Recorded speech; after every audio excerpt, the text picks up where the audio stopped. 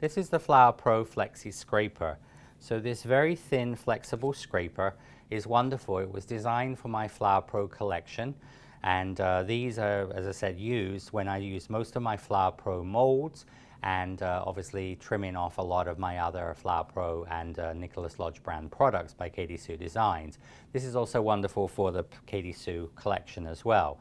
So for example, with my pine cone mold, just to show you how this works, so for example, when you make pine cones, you would just put the paste into the mold there like so.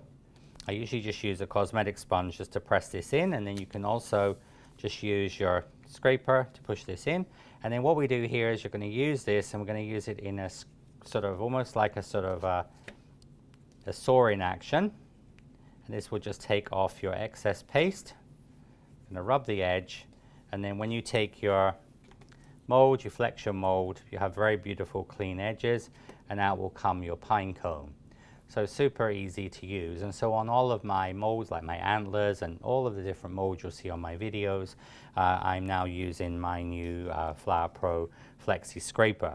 Now, in addition to using this for the Flower Pro Nicholas Lodge brand and Katie Sue molds, this is also excellent, and now in my classes I use this like when you do, for example, stenciling on the side of a cake or on a cookie. This is wonderful. Once you spread your royal icing on there, you can just spread over. It's wonderful to use for a very fine scraper.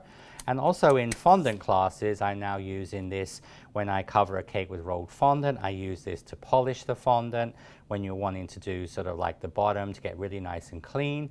You can also use that just to rub on the side of a cake for any little imperfections. So a very, very useful tool to use for fondant work, for, as I said, stenciling with royal icing, and also to use with my Flower Pro and NL product and Katie Sue design molds.